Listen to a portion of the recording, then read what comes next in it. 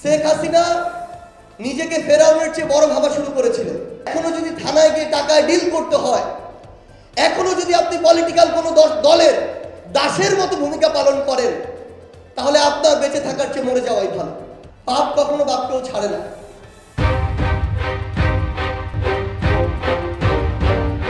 এই জুলাই শহীদ স্মৃতি ফাউন্ডেশন অল্প কয়েকদিন আগে ছোট্ট 2টা রুম নিয়ে তার কার্যক্রম শুরু করেছে।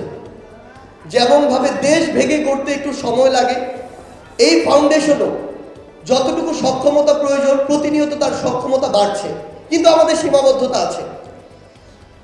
আমরা এখন পর্যন্ত আমাদের ভেরিফাইড MIS এর শহীদ হচ্ছেন 859 জন। সেই লিস্ট দ্রুত গ্যাজেট আকারে প্রকাশ করা হবে। যারা বাদ পড়েছেন তারা সেগুলোতে আবার এনলিস্টেড হতে পারবেন। এই 859 জনের মধ্যে আজকে ধরে 660টি পরিবারের কাছে আমরা পৌঁছেছি। শেখ হাসিনা নিজেকে ফেরাউনের চেয়ে বড় ভাবা শুরু করেছিল। একটা না একটা সময় পর বাংলাদেশের ইতিহাসে সবচেয়ে লজ্জাজনক পতন হয়েছে তার।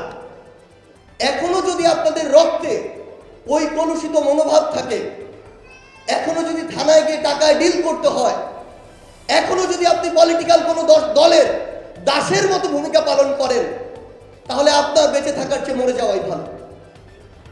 আপনাদের প্রতি এত লজ্জা, এত ঘৃণা, এগুলো নিয়ে যখন ওই পোশাক পরে সামনে আসতেও আপনাদের অনেকে বিব্রত হয়, তখন আপনাদেরই অনেকে এই অপকর্মগুলোর সাথে আবারও দিনে দিনে জড়িয়ে যাচ্ছে।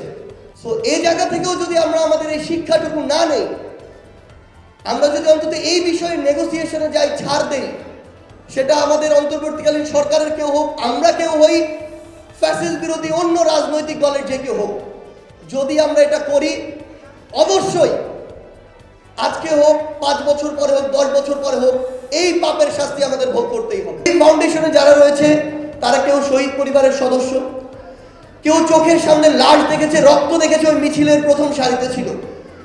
প্রত্যেকটি মানুষ আপনাদেরকে ওন করে, আপনাদের ব্যথাগুলোকে অনুভব করে। দয়া করে সন্তান হিসেবে আমাদের উপরে এইটুকু আস্থা রাখবেন।